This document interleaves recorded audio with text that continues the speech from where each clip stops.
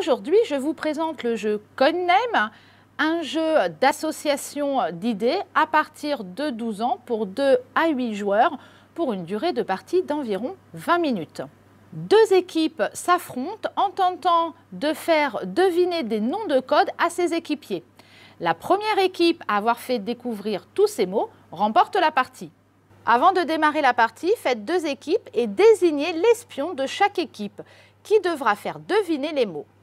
L'espion d'une équipe récupère les 8 tuiles rouges et l'autre les 8 tuiles bleues.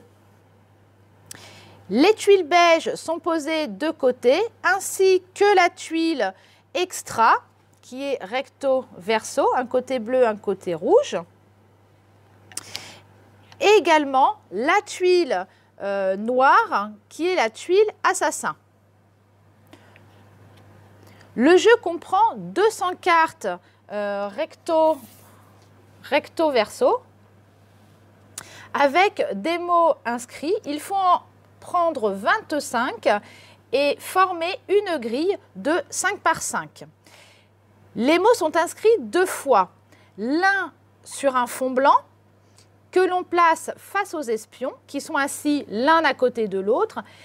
Et de l'autre côté, donc les mots sont écrits un peu plus petits qui sont face à ceux qui devront trouver les mots. Mais quels sont les mots à faire deviner pour chaque équipe? Les espions doivent récupérer une carte clé, il y en a pas mal, qui représente une grille de 5 par 5. Les cases en bleu sont les mots à trouver par l'équipe bleue, les cases en rouge, les mots de l'équipe rouge, les cases beiges sont des mots neutres et la case noire représente l'assassin sur laquelle il ne faut surtout pas tomber. Chaque carte clé a sur ses 4 côtés une couleur, soit bleu, soit rouge, ici rouge. La couleur désigne l'équipe qui va démarrer. L'espion de cette couleur récupère la tuile extra qui est recto verso, donc que je vous ai dit tout à l'heure. La première équipe aura donc 9 mots à trouver et l'autre 8 mots. Donc ici, ce sera l'équipe rouge qui démarrera. Ils placent face à eux sur le socle la tuile, la carte clé. Le joueur rouge récupère donc de ce côté-là sa tuile et il va maintenant devoir faire découvrir les mots. Pour faire deviner un mot, l'espion ne peut utiliser qu'un seul indice et ajoute un nombre qui désigne le nombre de cartes correspondant à cet indice. Donc par exemple ici, donc, le rouge doit faire découvrir le mot roulette, le mot figure, asile, poil.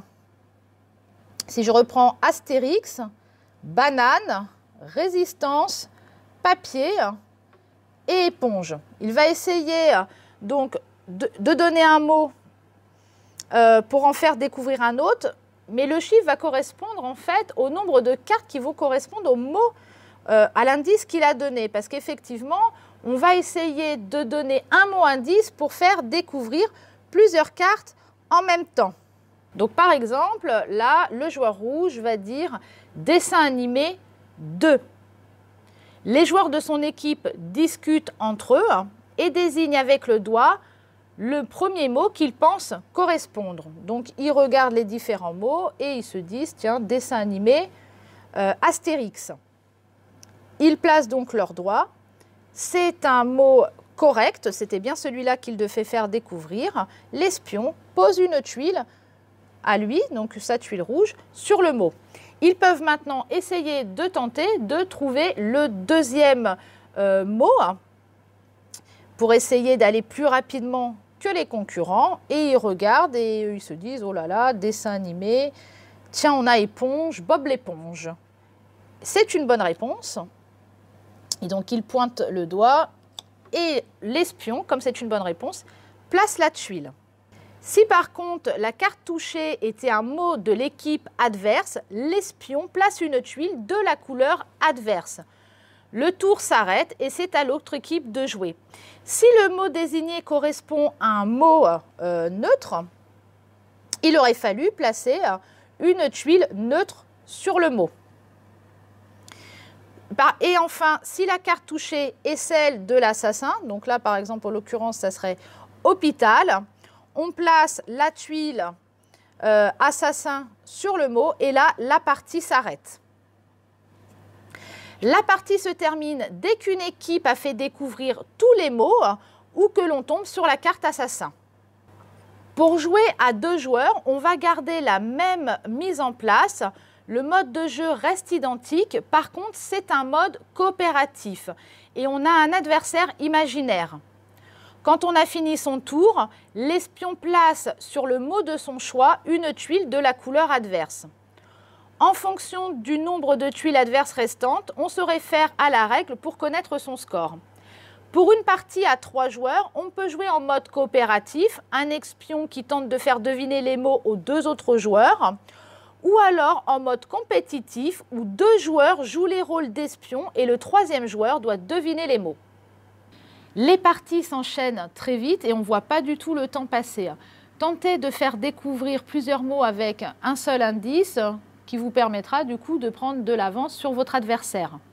La variante à 2 est également sympa, ce qui n'est pas toujours le cas dans les jeux où il faut composer des équipes. C'est conseillé jusqu'à 8 joueurs, mais vous pouvez jouer plus nombreux si vous le souhaitez, à 10, à 12, c'est tout à fait possible.